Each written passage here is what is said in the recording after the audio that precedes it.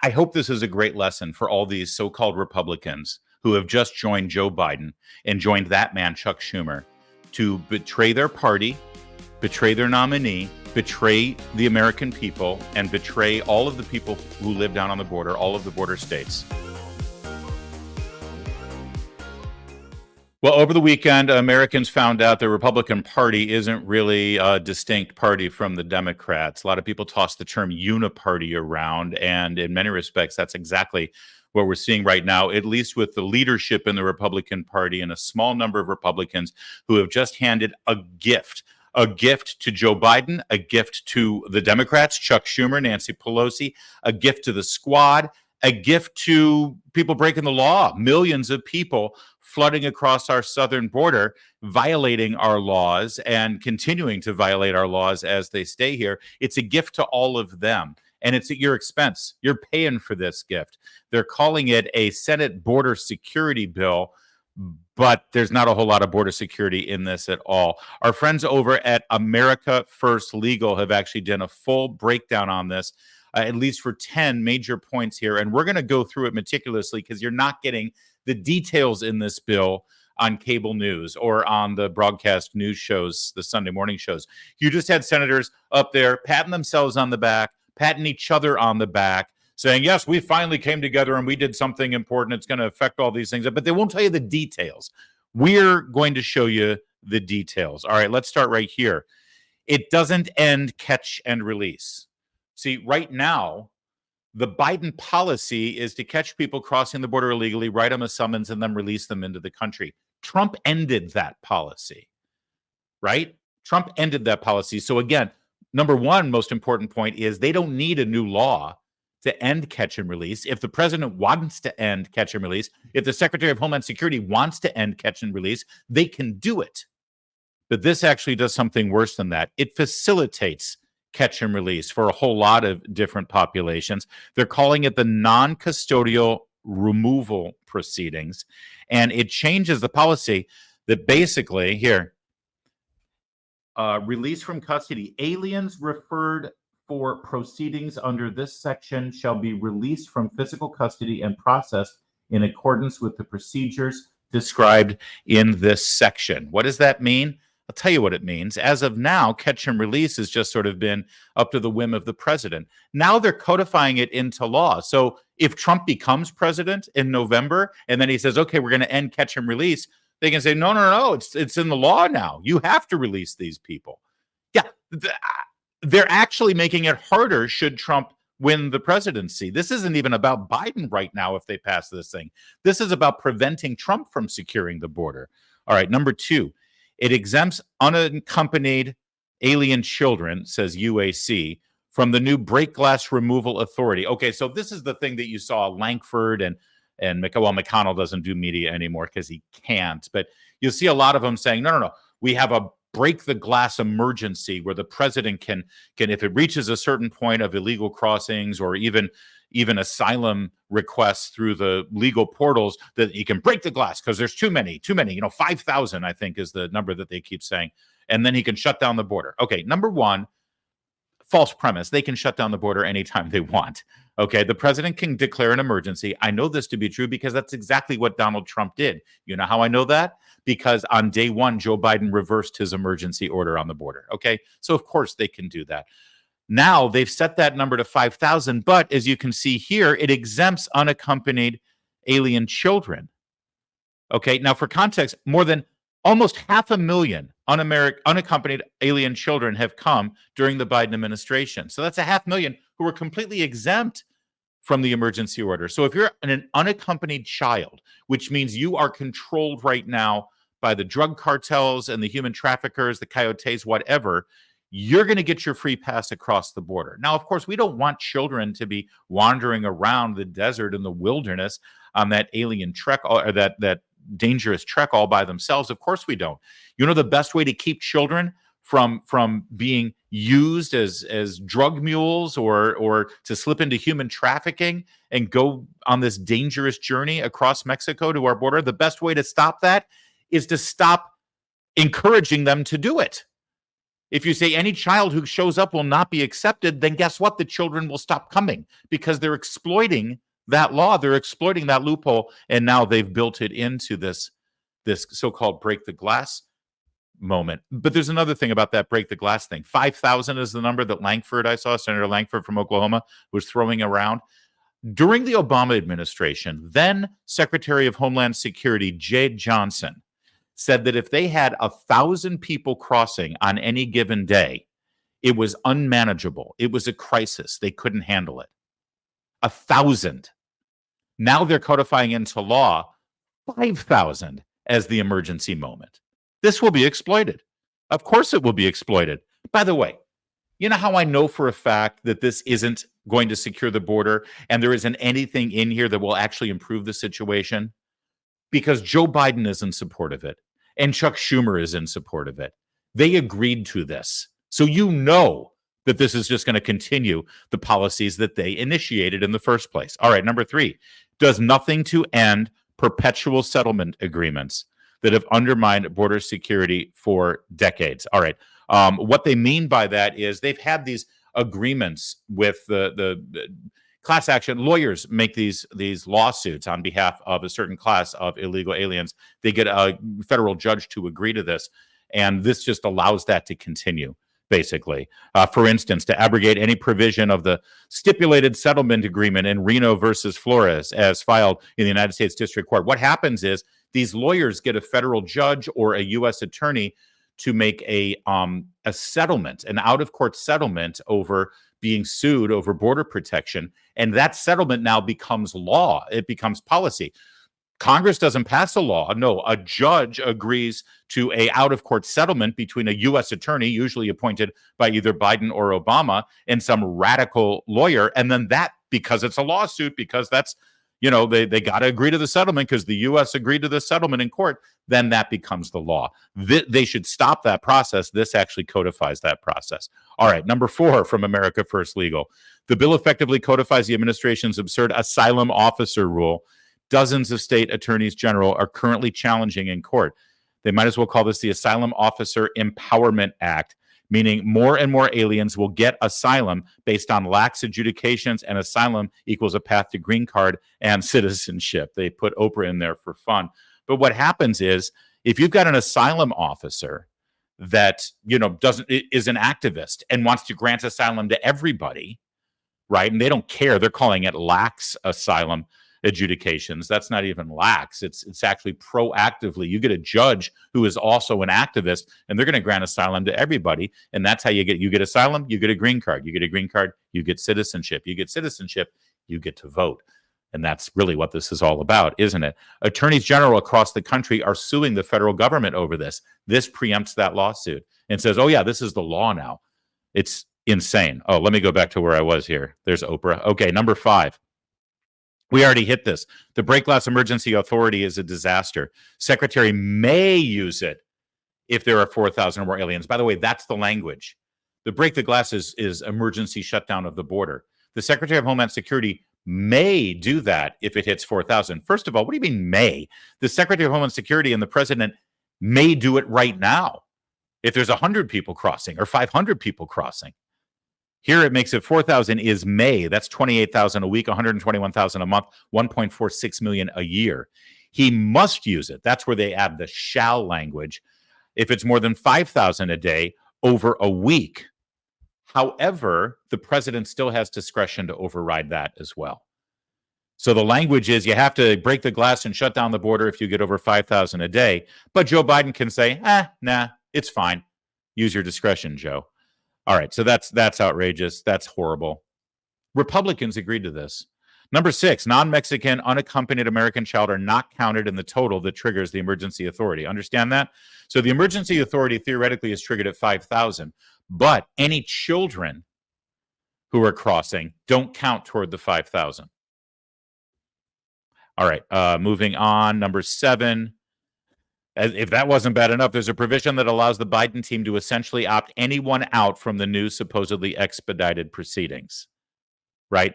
An alien who an immigration officer determines with the approval of a supervisory immigration officer should be accepted from the Border Emergency Authority based on the totality of the circumstances, including consideration of significant law enforcement officer and public safety, humanitarian public health interests, or an alien who an immigration officer determines in consultation with the U.S. Immigration and Customs Enforcement should be accepted from the Border Emergency Authority due to operational considerations. So they can opt out. They can use their discretion to opt people out. And some of these discretionary rules like probation that they've used right now that was always supposed to be in the discretion of the ICE agents or the Border Patrol, Biden last year decided they're going to use the probation provision that was in the law, which was supposed to be for various exceptions and using their discretion. Oh my God, this woman is pregnant. She's about to go into labor. Let's go ahead and let her in. She can go to the hospital. Yeah.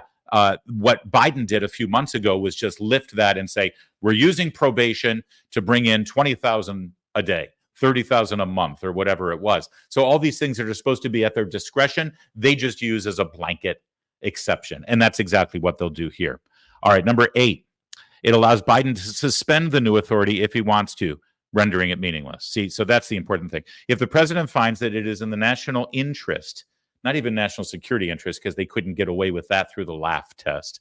If it's in the national interest to temporarily suspend the Border Emergency Authority, the president may direct the secretary to suspend it. So everything that the Republicans just pretended they were negotiating, Joe Biden, the day he signs it, he can just say, yeah, okay, so we're suspending this now on my discretion. And they can't do a damn thing about it.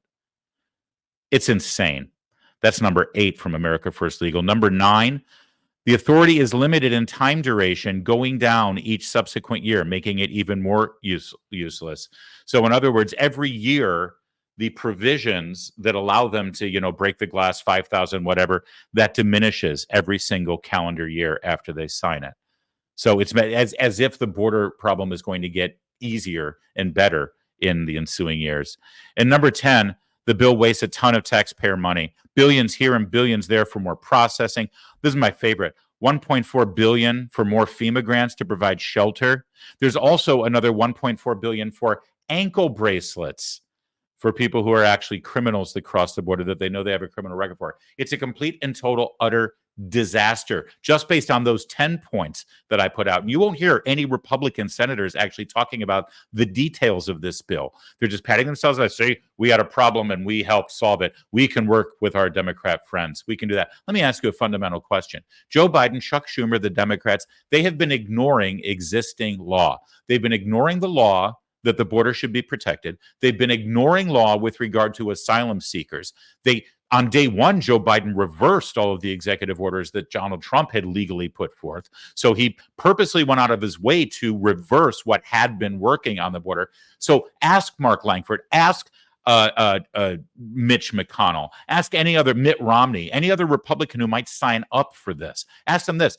If you know for a fact that Joe Biden and the Democrats have been violating our immigration and border security laws up until now, why in the hell do you think that they're going to follow this new law that you just passed? And this goes, by the way, all the way back to 1987 when Ronald Reagan was forced into a amnesty bill. So all the people who were in this country illegally in 1987, they got blanket amnesty in exchange for robust border security that included building a wall on our southern border. Ronald Reagan signed that. He was convinced to do it by many Republicans in the Senate at the time. And he said, I hate this. I don't want to give amnesty. It rewards people for breaking our laws. But the trade-off is we will never have to deal with this again. Go look it up. I wouldn't lie to you. Ronald Reagan said, by signing this bill and giving this one-time only amnesty, 1987, we're now going to secure the border, we're going to build a wall, and we'll never have to deal with illegal immigrants as a problem in this country again. And the next year, the very next year, the Democrats ignored the law. Completely ignored it. You know how I know they ignored it? Because we've been dealing with illegal immigration ever since then. It's gotten even worse. Why has it gotten worse? Because people learned the lesson that if you come into the country illegally and you stay in the country illegally, eventually you'll get citizenship, because that's exactly what happened. One other provision here from the End Wokeness Twitter profile. The bill grants the D.C. District Court exclusive authority over future immigration disputes. Now, what does that mean? right now, if there's an immigration challenge that goes to court, it's often taken up in the federal district in which the challenge takes place. Oftentimes, that's in Texas. It's the 5th district, I think, down there. And you get some judges that are a little bit more amenable to the plight of the state of Texas or to the actual federal law involved here instead of being a bleeding heart. Guess where the bleeding hearts are? Guess where the people who don't care about our border security are? Guess where the judges are who are more inclined to align themselves with the Democratic Party? Right here in well, not right here in D.C., but in D.C., in Washington, D.C. And this slams it into law. Who's the D.C. District Court? Who are those guys? Well, those are the guys who are allowing Donald Trump to be prosecuted on the January 6th events. They're also the judges who have been trying all of the January 6th defendants, over 1,000 of them, keeping them locked up without any possibility for parole for years and years and years. That's the D.C. District Court. D.C. District Court, if it ever goes to a jury trial, the jury pool is from Washington, D.C., where 94% of the population voted Democrat in the last presidential election. That's the court that will now see all of the immigration challenges. It's a disaster, a complete and total disaster. And how Republicans could sign up for this. But you know what? We try to be fair here. We try to give the other side their voice. So Chuck Schumer appeared on MSNBC this morning, and he spent a little time telling you why this bill is so important, why it's critical that it passes through the Senate and the House so Joe Biden can sign it into law. Let's let Chuck Schumer tell you why this is so important. We're at a turning point in America. This bill is crucial, and history will look back on it and say, did America fail itself? Why is it crucial? Well, if we don't aid Ukraine, Putin will walk all over Ukraine. Hold on a minute. Chuck Schumer's on there to talk about what now? Yes, the bill on border security. And Chuck Schumer says, here's why it's really, really important, a critical time in American history, why we have to pass this. Because we can't let Putin win in Ukraine. I'm sorry, whose border security is the focus here? And actually, I've got an answer to that. You know the old saying, money walks, BS talks. Yeah. What it means is, don't give me all your words, don't give me all your fancy ideas. Don't tell me what's going on here. Put your money where your mouth is, because money is all that matters. Well, this bill allocates $20 billion to our southern border for increased border security. That's personnel, that's hardware, that's various items. $20 billion for immediate spending on the border. It also allocates $60 billion for Ukraine. That's right. 3 times as much money goes to Ukraine so that they can protect their border from their invasion than the U.S. gets on our border and our invasion.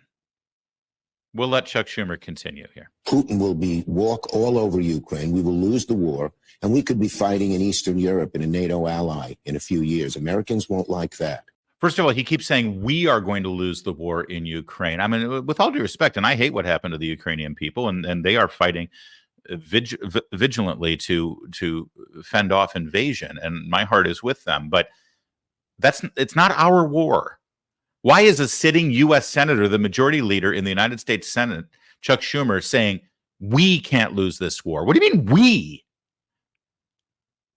We have not. There's no war declared on us. We are not fighting. Our people aren't there fighting. Americans, this is not a war against America. What do you mean we?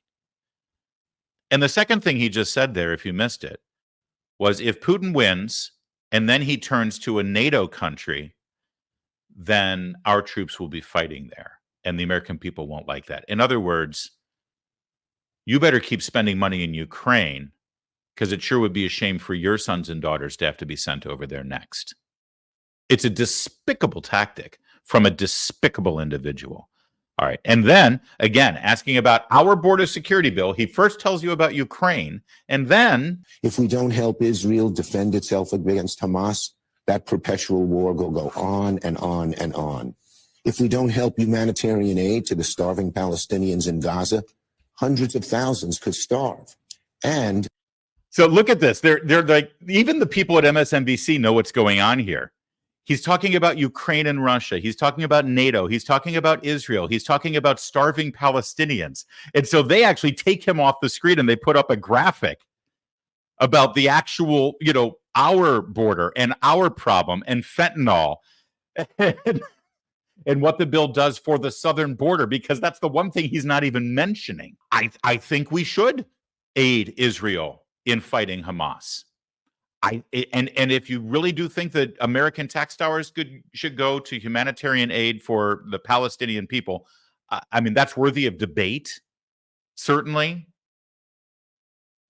But if that's a just cause, if Israel is a just cause and Ukraine is a just cause, why don't those bills stand on their own?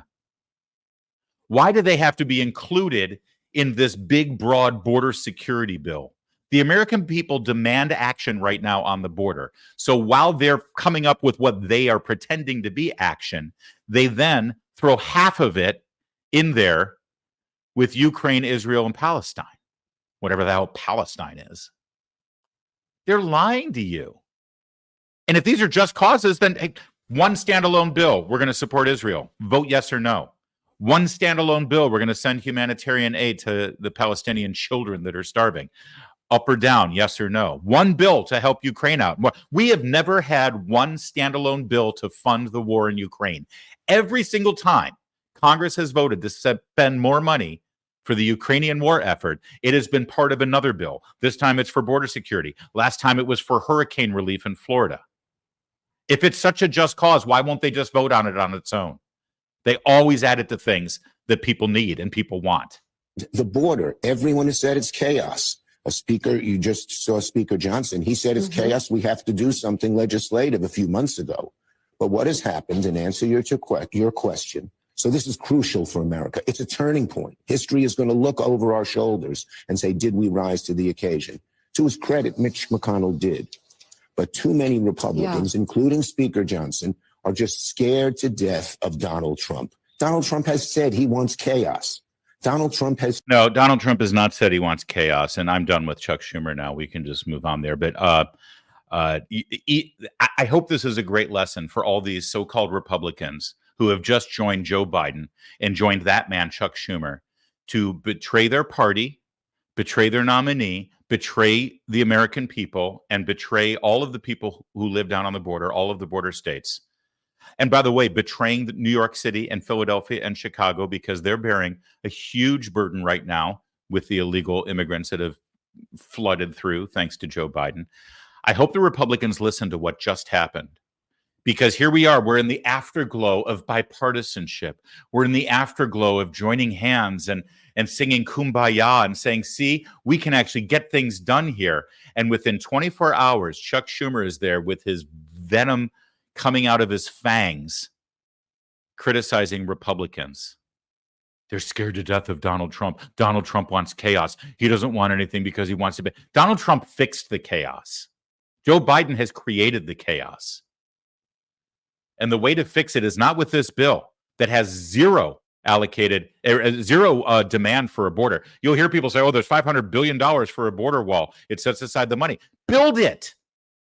Setting aside the money means nothing. Why isn't there a line in there that says the president of the United States shall build a border wall beginning March 1st, 2024, and it will be finished by this day? Why doesn't it say that? If they're really so into having a border wall, why don't they say that? They didn't say that because they're going to allocate the money. And the executive branch, Joe Biden, will look at that money and say, oh, that's nice. And then they will criticize Republicans, just like Chuck Schumer did. This is an absolute 100% betrayal. The entire bill is a disaster, and they're lying to you about it. But now you've spent a little bit of time with me here, and you've been educated on just those 10, 11, 12, 13 points on it that are undeniable. It's right there. It's time for you to do something about it. You live in Oklahoma. Could you let Senator James Lankford know how you feel and ask him what the hell he's doing here? You live in Utah. Let Romney know about it. Kentucky, isn't it time for Mitch McConnell to go into retirement? Yeah, I think it is too.